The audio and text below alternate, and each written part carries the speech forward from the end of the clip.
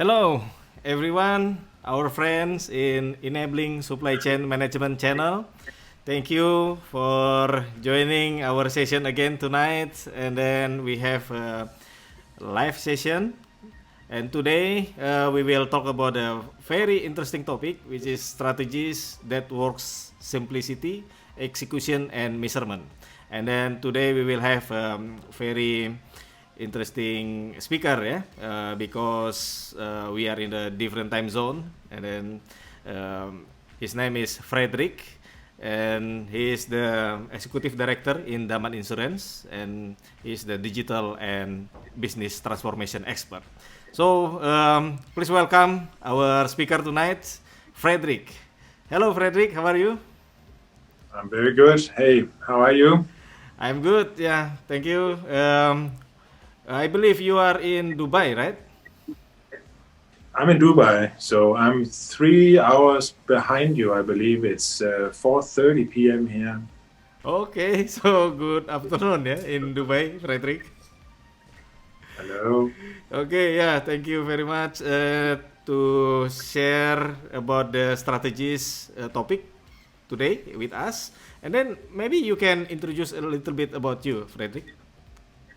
Yeah, sure. I'd be happy to.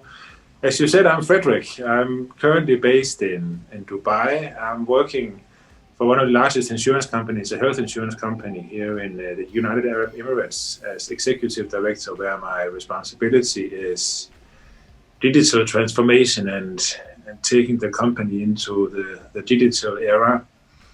I've been working in the Middle East for 7 years, and I've been working with insurance companies and strategy development and implementation for the insurance companies. And a large part of this is to actually take whatever you write in the strategy and transform it into something that actually works, which is also what we are going to talk about today.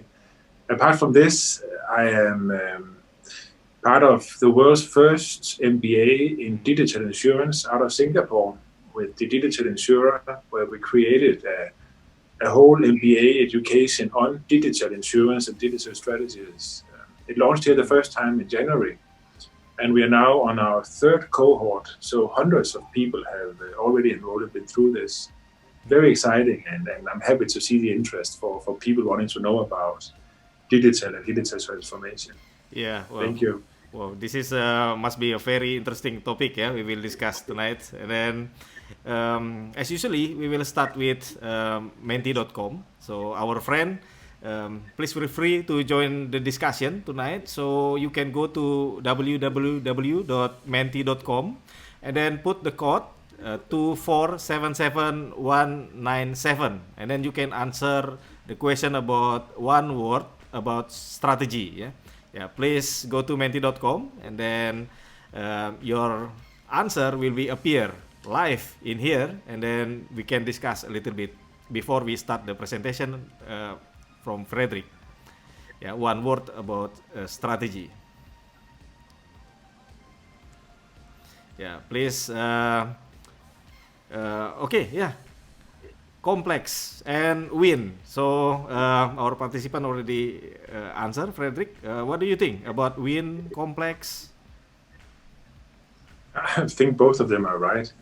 I mean, basically, you strive to create a strategy. So you want to win market share. So you win in the market that you're in, right? And then the two others, complex and hard, I also agree, because typically, and this is actually perfect with the fourth, because typically when you talk about strategy, it is high level, it is difficult and hard, and it's very intangible. It's something that you talk about, but then you don't really know what to do. And of course, as the next one, if you do it right, you will have a competitive advantage. Oh yeah. Yeah. And then there's one I like, an art, which I really like, and that's typically when you go in and start looking at the blue ocean strategies, that you need to be some kind of assist artist to make it work. So they all make sense. Yeah. So competitive advantage look like the outcome, from the strategy. Is it like Yeah, that? if you do it right, if you manage to get everything right, then you will have a competitive advantage. Okay. And I can see objective is also there, and leader. And decision, yeah, I mean, it all makes sense, right? It all makes sense because typically when you craft a strategy, you have several different outcomes. You can go this way or that way or another way. So there's also a question of making a decision and then sticking to this and execute it the right way, so you actually get your competitive advantage or your competitiveness. But the one interesting in here is pattern, yeah, and then the other one said art. So pattern and art quite, I mean, trade off, right? What do you think, Frederick? I think you need to understand the what it meant by pattern a little more, because to me, if you want to make a pattern, then again, I'm thinking scenarios. You have a pattern or a structure of different scenarios that you can choose from, and then you have pros and cons or different ways of measuring the potential outcome of these ways you can go, and then you select the best one for your company. Okay. And I can see that also hands up to, I saw the perspective is coming up here, and strategy is all about getting a perspective on what you're doing, right? And I wish now somebody wrote data driven. I so wish. Yeah, data driven. That's what I want to mention as well. many strategies, they're just let's try and do it, and not so much data driven. And I think it is an art, of course, but you have to put it in. You have to have sufficient amount of data and add some art and then a lot of execution, and then you're getting there. Yeah, most of the participants said leader in here, yeah, because the text is become bigger, so more than one already answer leader. And then interesting to know whether leader is leader in sense of you need leadership to execute, or leader in the market, or maybe it's both. Yeah, leader is become bigger, yeah.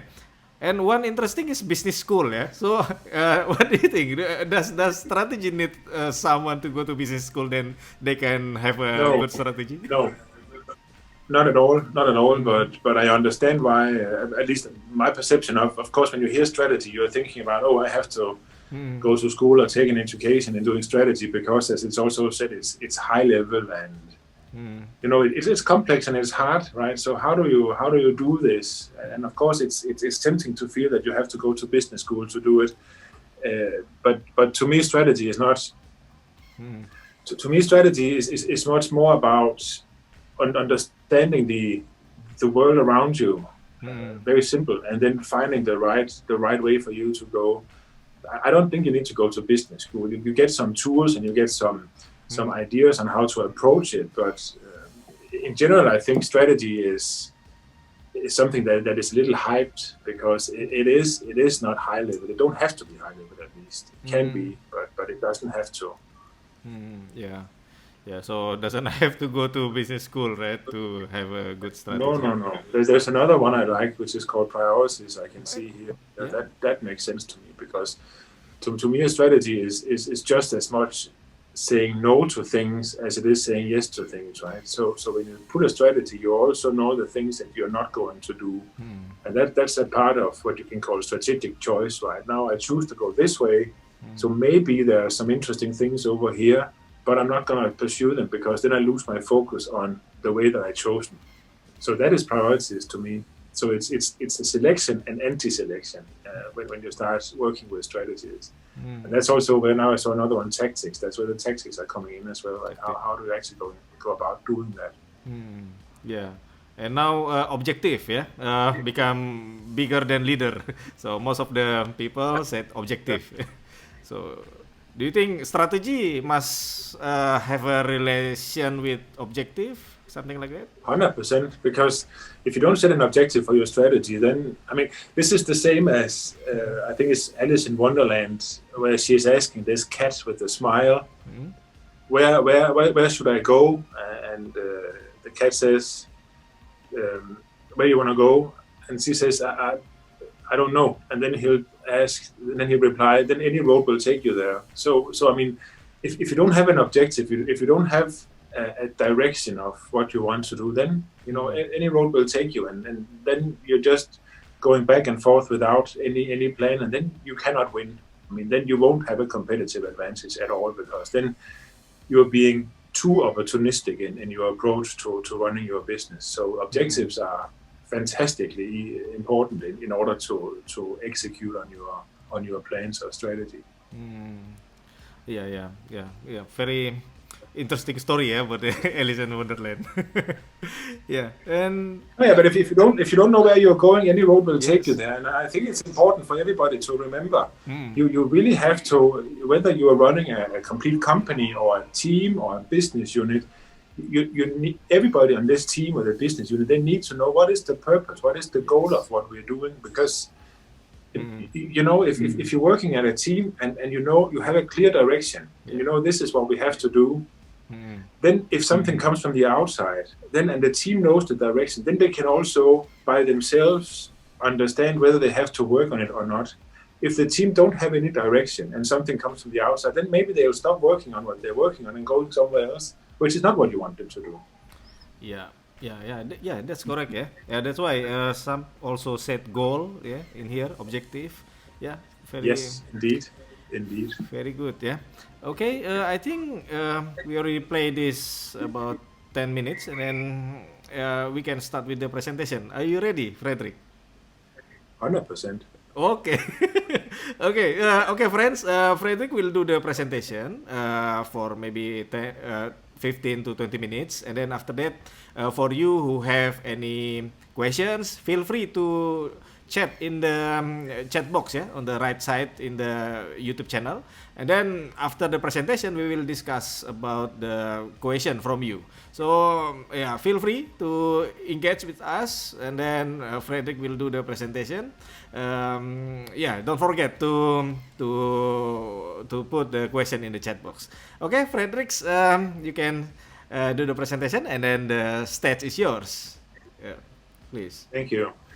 And I think, as you said, one of the important things here is that I can easily sit here and talk for 15, 20 minutes, even half an hour if you want. But okay. It's more at the end. I mean, it's your questions that makes this come to life, right? So I'll be talking for 10, 15 minutes, and then I hope that you'll take the time that we have left to ask questions, because this is really where this session will add value to all of you.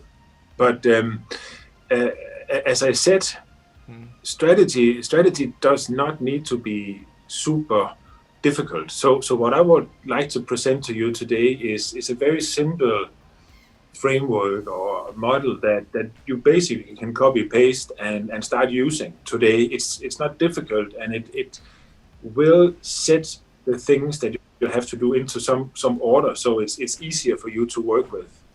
And I think now I already did my own introduction, so you can skip a couple of slides if you'd be so kind. That one, and next one, and next one, and next one. Then we're ready. So, and let's start with this, because this is finding the right question, and it actually goes back to this story about Alice in Wonderland. Because if you don't know where you're going, any road will take you there. So this is a very, very simple model for you to try to find what question is it our strategy is trying to solve. And of course, yeah, we want to make more money. That's perfectly fine. But the more granular, the more detailed you can make this question, the better you will be at creating the plan for answering or solving the question that you have. So the framework here is very simple. And it's meant to make you think about your current situation and what is challenging. So on the left-hand side in the large box is where you have an objective description of the situation today. Like, we're this company and we're this big and we've been in business for this many years and this is the products we sell and these things. And then you have on the top and the bottom here, you have two complications. And I'm very specific. You cannot have more than two complications, two problems. One of the problems can be that increased competition has put an insane price pressure in the market and we are struggling to keep up. That can be one complication. Another complication can be that our board of directors, they asked us to increase our top line and profit by 100% by next year or whatever.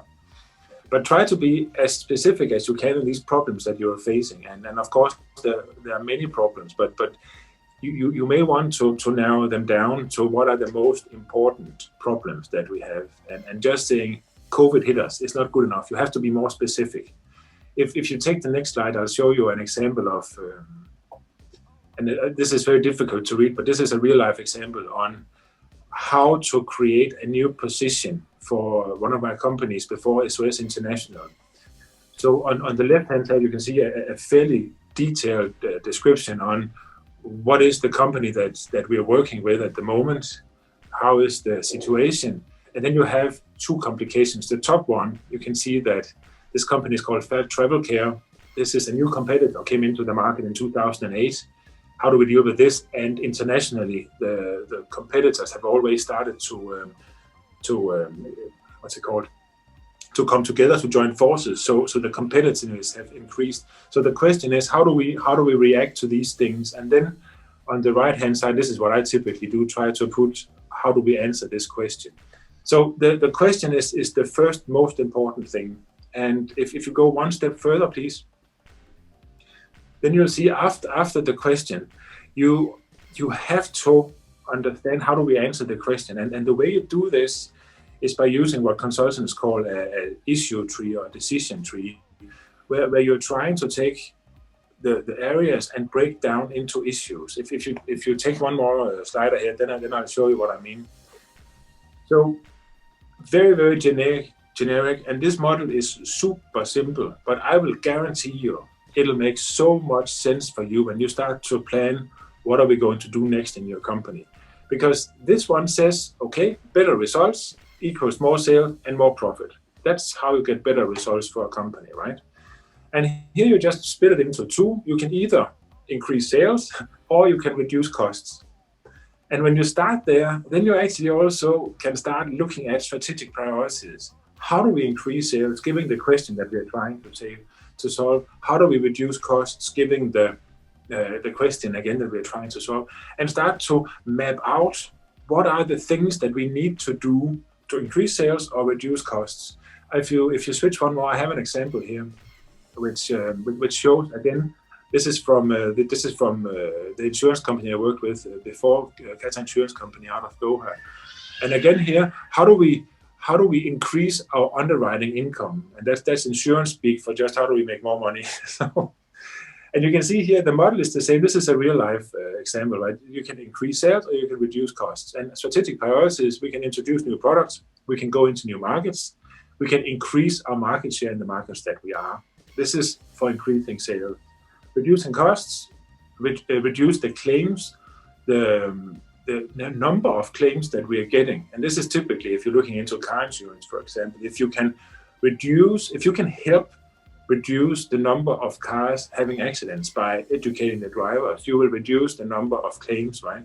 This is one way of reducing costs. It could also be being better at negotiating with the workshops that are repairing the cars and so forth.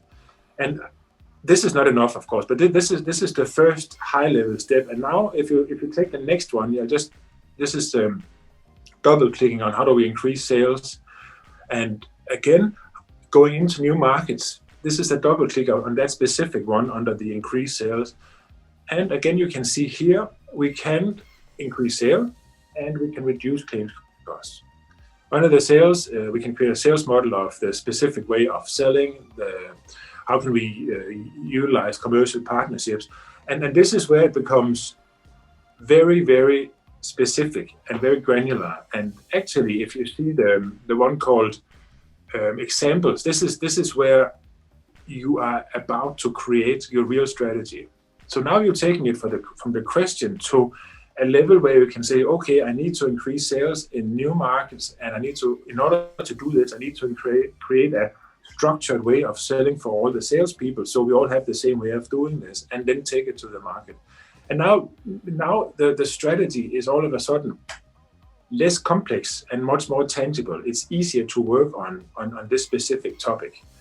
And that's where you want to be, because now you can start to say, okay, if we want to, who can create this way of selling? Who can make sure that we are exploiting our commercial partnerships? And then you can detail that out to what has to be done. And I hope that makes good sense for you in how to take it from a rather high-flying or high-level perspective into something that's actually workable. Can you try to take the next slide, please? And a part of doing this is, of course, understanding where are we today. Because you may see a lot of the examples that you have to do say that is far away from what we can do today. Or we have to do a lot of work to be able to define our way of selling, for example. So I would propose that you do what I call a gap analysis. Next slide, please. Because it's very simple. It's very simple. You write down the topics of what you have to do and go to the examples that you saw a couple of slides ago. And you say, where are we today? Which is, in this model, the current state on a scale from 1 to 5, where 1 is we are very bad at it, 2 and 5, we have to be here. And yeah, so and the green one, where do we have to be? When you map this, then you also start to get an idea of where should you put your focus. Try to take the next slide and I'll give you an example. Because here you can see this is a gap analysis for an IT department's readiness to change to support a strategy, right? In order to support the strategy, data has to be available. The unit has to have specific processes, methods, and tools to support the business development. Reporting is important to understand where the business is and guide the salespeople to go the right direction, and so forth all the way down.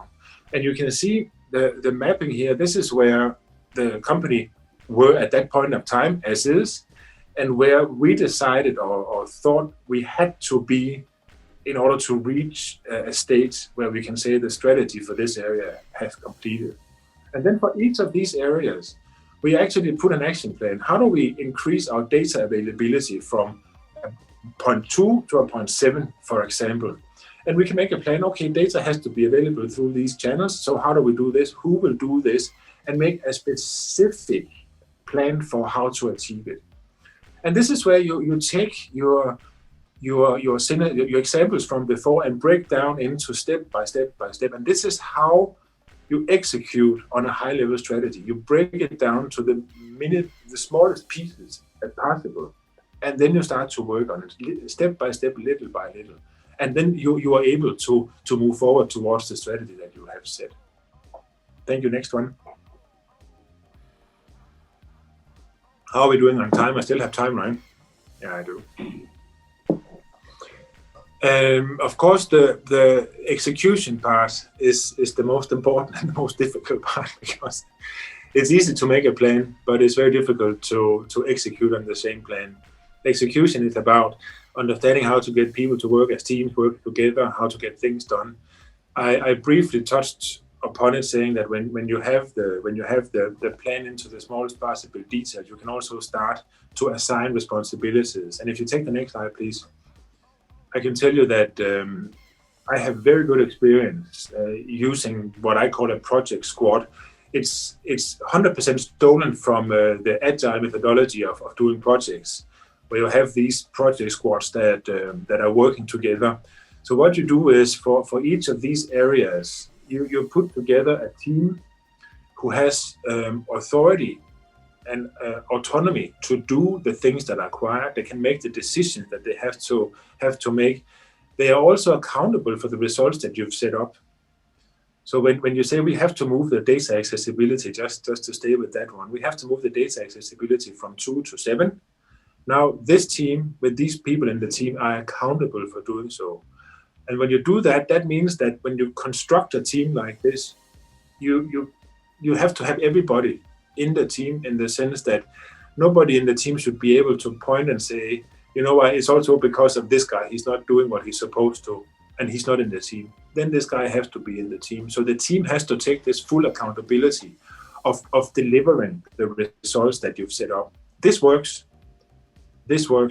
because then all of a sudden you have this clear goal for the team. You have to move data accessibility from 2 to 7 before next year. It is your responsibility. You have this frame to work in, And now you have to put your own target to do so. So the team will put together their own target on how to run there. So they know exactly we have to go here, and then they can find the road to get it done. This is to me the key to execution. Make sure that everybody responsible, or everybody who have a say in these teams, they are in the team. So when the manager comes and say, what are you doing and how are you doing? There is, so to speak, no fingers that can point outside the team. Everybody are within the team. When the team is when your teams have been established, then the next and the last point is performance management, which is your way of measuring that things actually get done. So if you don't mind clicking twice, then I can show you what I mean. Typically, I use the principles from the balanced scorecard because it makes so good sense and it explains to everybody how even the smallest activity actually helps to increase or reach the financial targets. This is the basic construct of the balanced scorecard.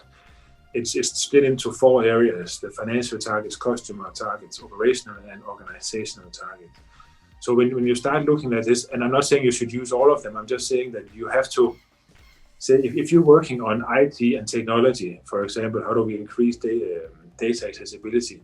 You can actually show how data accessibility will affect the quality and the efficiency of the operational targets. And you can see if you improve your quality and your efficiency of the operational targets, how will that return into customer value? And at the end of the day, how will that reach the targets that we looked at in the very, very beginning? If you can make the screen big again and jump to the next slide, then I can show you what I mean. And this is a very, very complex slide, so bear with me. This is, again, a real-life example on how this works. And you can see, no, you can't see in this one because I took it away, it was too difficult. But actually, there are relationships between all these bubbles. The text outside the bubbles show exactly what KPIs or measurements each of these bubbles have. And in the super advanced version that I have of this one, there will be arrows between all the bubbles showing that if this KPI goes up, how does this affect all the way up to the financial targets at the end of the day? And this is, of course, this is an operational model for a full business unit. But each team should have a subset of these, maybe not the whole thing, because that's impossible to measure for one team. But typically 7 to 12 of these KPIs should be assigned to one of the teams, and these are the things that you have to accomplish. But having it like this helps everybody to show the relationship, so they know if my data accessibility goes from 2 to 4, I can see, because I can see the relationships in the whole structure. If my data accessibility goes from 2 to 4, because of better efficiency, we can serve our customers better, and that helps us grow our business. And that is important. It's also important because once you start working, you can actually measure your teams on how they're doing and reward them when they're doing great and help them when they're doing not so great. So that was my 15 minutes a speed talk through how to start from, I'll talk to this in a second, how to start from the very beginning, asking the right questions about what is it that we're trying to do, either for the company or for a team, and trying to cascade that all the way down to a specific target for a specific team, but showing how that target affects this one, but showing how that target affects the whole organization. And of course, which is the last slide, when you start dealing with this, you also, and this is my experience from the transformational part of doing business, right? Because typically when I go in and create strategies, it's transformational strategies that face a lot of resistance, because the existing organizations, they don't want to change. They're very happy where they are because they know their job, they know their unit, they know their targets, they know how they've been incentivized. So when we come and say, well, let's change something, they typically don't want to do it. And you can see some of the risks. You have the turf wars, you have the business unit leaders who don't want to give up their power in the specific silo or business unit. You can have a risk saying that you simply don't have the people to do it. You can face with the top management where you need to establish this sense of urgency. You need top management to understand this has to be done. But if top management don't have enough knowledge on why it has to be done, then it's also difficult for you to get buy-in for the changes. So some of the mitigations, and they're basically true for all strategies or project teams, is that you have to have this clear North Star where you're going. If you don't know that, every road will take you there. You also have to have true top management support. And in this sense, I'm not talking about they have to help you, but they have to be behind you. So when some business leader goes to the CEO and starts complaining about Frederick doing all these things, all the CEO has to do is he has to say, yeah, I know it's tough, but he has to do it. Please support him. That's all I need. We don't need them to come and help you, but just support you. I also have good experience in starting with the smaller scale teams. So instead of saying we'll take the largest business unit and transform everything overnight, this is never going to work. Start with where it hurts the most, the team that has the biggest issues, and help them change, set a strategy for them and help them implement it. And hire outside talent if you don't have the people. And again, this is difficult, right? Because if some superhero is coming from the outside, the organization is going to say, what is he going to do here, and how is he going to threaten my position? So there are many things to be aware of. It all boils down to humans and the way that you work with humans. And at the end of the day, you have to pay respect to humans and how we all are different in the way that we are. So that concludes my talk, and I hope you enjoyed it. And of course, if you're going to do this, it's all in, right? When you start transforming and you start changing your strategy, you should do it in a way that there is no way back. You just have to move forward. Otherwise, people would always try to turn back because it's easier and more convenient. Thank you.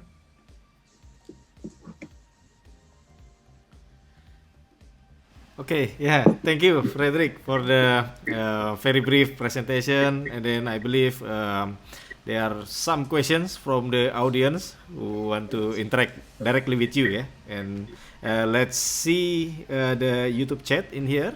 So some of our friends say hi, so we can say hi also to them. Mr. Krishnov. Hi, Mr. Efrata and Mr. Frederick. Yeah, hello. Thank you, Mr. Krishnov, for joining us. And then Mr. Fajaris. Good evening, Mr. Efrata, and good afternoon, Mr. Frederick. Okay, yeah, thank you, Mr. Fajaris. And then Mr. Yunas say hi to Frederick. And then Miss Kartika Sari say taktik. Yeah, I believe this is from the menti.com session. Yeah, yeah. Thank you, Miss Kartika Sari. And then Mr. Suryo said, Guten Abend, Herr Frederick. Yeah, I believe this is German. This is German, I understand, but I know I sound German, but I'm actually Danish, which is close to Germany. So I do speak German. So Guten Abend, wie geht's? Okay, yeah, thank you. Guten Abend means good evening, is it? Good evening. Evening. Yeah, good evening. Good evening. But still afternoon in Dubai, right? Not evening yet. Yeah, it's 5 o'clock now, so yeah, it's afternoon. That's correct. Yeah. So, but I would assume the gentleman is sitting in an evening time zone. Oh yeah, maybe. Yeah, thank you, Mr. Suryo, for joining us tonight. And then Mr. Talita Art. Yeah, hello, good evening. Yeah, thank you for joining us. And this is a question from Mr. Suryo to you, Frederick. Your background is from digital insurance. Did you consider digital insurance just as an additional channel for insurance business, or totally go digital and leave traditional channel as strategy? Yeah, can you answer? That's a good question. And I think it applies to more than just digital. Of course, to me, digital insurance is many things. It's not just a distribution channel. And the maturity of the insurance world today, in my opinion, cannot handle a standalone digital distribution channel. When I'm talking about digital insurance, I'm actually talking about how do you take the back-end operations and digitize them? How do you take the back-end operations, the whole way the company is working? How do you make that smarter, digital, automated? Because when you do that, you will free a lot of people to work with sales. You will free a lot of people to work with matters that requires brain power instead of just moving papers around. And to me, that is the first and very important step for insurance companies to get their back-end operations sorted and automated to the maximum extent possible. The digital insurance channel, we've seen, of course, during COVID, we've seen all insurers going digital and serve their customers through digital channels. But for most, honestly, that doesn't mean that customers, they go online and buy their products. It means that customers, they still call the call center. But instead of having to go pick up the piece of paper, we can send the paper now by PDF, even sign and everything. That is digital to most insurers. The online channel is yet to come. It will come, obviously. I don't think the industry is ready yet. I just read a survey saying that 50% of all insurers, they think that the customer relationship will go back to normal pre-COVID, when the pandemic has settled down, which just gives you an idea of how insurance companies, they think. And that's one of the reasons I wrote this book that I did, which is called Insurance Next, because I really want to shake up the industry and say, hey, wake up! You cannot live in a world where you think that post-COVID we just go back to normal. People, they want digital, so better find a way of serving them. I know that was a longer answer to a short question, but I hope it made sense. Yeah. Okay. Yeah. So and then to brief about your presentation, you mentioned about the simplicity, execution, and measurement. So is this like sequence stages, or we can do it another way around? Yeah, Frederick. That you have to say again. The simplicity, execution, and measurement. Should we do the first is simplicity, and then the second execution, and then the third measurement, or should we? No, I think it's I guess you can say it's iterative, right? Because I believe everything that you have to do has to be simple. Because if you make it complex, nobody understands it, not even you. So it has to be simple, and to make things different, to make difficult things simple, is a great art, right? So your job is to take the complex thing a strategy is and use what we spoke about today to make it simple, to make it executionable, to take these teams and say you only have to do these 5 things, and then you have to measure that it's done the right way. So I think that's a sequence that you that you have to do. I saw another question about the balanced scorecard and OKR. Yes. Yeah. It doesn't matter what you use as long as you use something. It doesn't matter as long as you use what you're comfortable with. But my point here is balanced scorecard for me is maybe a little advanced, but my point is it doesn't matter what you use as long as you tell the teams that you are accountable, and this is how we're going to measure what you're doing. You can use any tool that you're comfortable with. Yeah. Okay. Yeah. That's the question from Mr. Christoph. Yeah. I hope it's already answered about the balance scorecard. And which one is famous? I mean, during this pandemic, which one is your preferences? Using the BSC or OKR, Frederick? I think you cannot say this. I just used the balance scorecard because I've been using it for so many years. Right? It's my fallback. It's very easy for me to use. Okay. I'm certain that there's probably better tools out there, but just like you're used to driving the same car, so you just keep driving that car. Right? Okay. I don't think the choice of performance management methodology is going to change your strategy or how you execute on it. It's simply just a dashboard. Okay. Yeah. That's how they can use it, right? Okay. Yeah. This is a next question from Mr. Fajar Wibowo. Mr. Frederick, in this current pandemic, refer to the type of strategy as mentioned. They are a sales model and claim cost model. Which one is the best fit to be executed in terms of effort and benefit? Yeah, during this pandemic. Yeah. What do you think? That's a fantastic question. It depends on the question and the industry that you're in. Because some industries, they really have to get rid of a lot of costs in order to be able to survive in the current environment. But you need to balance it, because you can't just cut costs and hope things will go over, because they will go over. At some point the pandemic will be over, or the world will be in a different shape, and you'll be able to regain market share. But if you cut all costs and cut everything away to the bare minimum, you don't have the power to build the sales again. So you will lag behind when others, they're starting to become strong and take market share. So and that's a good point actually, because strategy is not something that you put for 3 years anymore. You put it for 3 months, 6 months, and then you reevaluate. So look at what do you have to do right now, get it done and move on. And that's why it's so important for execution, because you cannot wait a year to execute anymore. It's just not possible in this environment. And even when hopefully the pandemic eases down, you're gonna have all the companies, and they're gonna fight for the market share. So if you're not ready, you're gonna lose out on it. So you have to constantly adjust your strategy to the market environments, but also to make sure that you're ready to what comes next. I hope that answers your question. I know it wasn't a direct answer to your question, but I think that's the best I can do. Yeah. How about if the different industry? Yeah. For example, you mentioned before is about the food industry, and how about if the industry is like oil and gas? Will it be different between the model? You're talking about the life cycle or the The yeah, of course, because the different industries, they have different life cycles. Also, oil and gas is very, very long investment times and investment cycles. So their strategy cycle will in many cases be longer, but nevertheless you can still take it down to short strategy cycles, because the sales department, the procurement, there's a lot of departments that needs to be agile. Maybe your investments in oil plants take 20, 40, 100 years to pay back. But the way that you get the investments back, by increasing sales, by increasing partnerships, is still, on a day-to-day basis.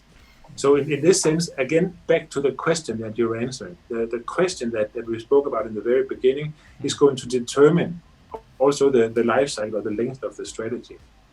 So do I think digital has a shorter life cycle in others? To me, I see digital as a tool. It's not an industry. It's a method that you use to execute on a strategy. For me, and of course, digital is an industry for some, for Google and for games and all this. But in general, where we are, I would say that digital it can be a distribution channel, it can be tools that we're using to reach our customers, to work with our customers, and as such, the concept of life cycle doesn't make too much sense. Yes, digital changes faster. Right, when you have a website and people's, you can change interaction faster and based on people's interactions. So maybe that's a question to that, the answer to that question. Okay, yeah, that's the question from Ms. Kartika Sari. Yeah? So the life cycle of digital business model will be longer or more everlasting than traditional one. Yeah, and then. This is a question from Mr. Krishnov again. How about risk management and integration with it? Yeah. I think integration with IT, right? Risk management and integration with IT. Yeah, with IT. That's the topic for the next presentation, because this is where this is where I would like to talk about what I call Twospeed IoT, where you need because almost all companies, they have legacy IT systems. These old cores of systems that are very difficult to change because nobody knows how they work, right? So everybody is super scared of changing them, and that doesn't work in today's environment. So you need. It was Gartner who invented this term, Twospeed IoT. You need to create a layer around what you're doing, so you can use that layer to enable another layer of fast implementation, which is also where you have to take risk management into consideration when you start doing this. But without having a middle layer between your old core systems and the new front-end systems that you need to execute faster, you're not really going to go anywhere. So that's a very good question and a complete topic in its own. Yeah, or maybe we will have another session, for this, Frederick. Yeah, I'd be happy to. I mean, even in the book that I just wrote, there's 4 chapters on this alone, on how to how to be flexible using the old systems. So it's important. It's very important. Okay, I hope that's answer, Mr. Krishnov. And then this is question from Mr. Fajaris. Mr. Frederick, based on your experience, how to mitigate the gap between strategy and execution? Yeah, that's actually most of the slides that we spoke about today, right? You have the strategy, you have this is where we want to go, and then you use this increased sales, reduce costs model to go as far out as you can. Based on that, you take what I call the gap analysis, saying we're here today and we have to go here. What would it require for us to take this step, put that down and assign it to a team, and then use performance management to measure that the team is delivering on this. So that's how I would do that. So that's the how to mitigate the gap. Yeah. Hope that's answer, Mr. Fajaris. And then another questions from Restu Paranandari. Hi, Frederick. Thanks for sharing. How do you think COVID-19 impacting insurance industry, and what do you think is the best strategy to navigate through the pandemic? Yeah, Nick. The best strategy to navigate through the pandemic, which I believe holds true for all industries, is restructure your whole company to make it as flexible as possible. Think of outsourcing, think of automating, make sure that you create a company, a business unit that is capable of scaling up or scaling down with the business demands. So if you have 500 people working for you, for example, in a call center, then they will be there no matter what. And if demand goes up, maybe you have to hire more people, and if demand goes down, you have to fire people, unfortunately, right? But that takes time. So if you can find an outsourcing partner that are more flexible with manpower and outsource, for example, this, then you don't have to worry about hiring or firing people. You just have to worry about the load that you send. And that will help you. That will help you during this pandemic, because now demand is going down. But, after some time, demand will come up. And then, unfortunately, we may see a second wave of this, which means that demand will go down again and then up again. So you have to prepare your organization to respond to this in the most possible flexible way. About something else also with... Okay, so not only in the insurance company, but all... No, I think everybody. Yeah, all around the industry. And then another questions again from Mr. Yunas. Hi, Frederick. How do the potential negative consequences of implementing a new strategy compare with the potential positive outcomes?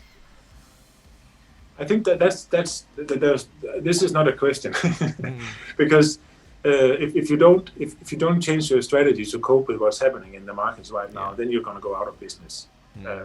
So yeah, it's negative that you have to change, and it's hard that you have to change. But if you don't do it, then you just go out of business. That's really what I believe. Okay, yeah. So this is not a choice, yeah. So we have to do this. No. Yes.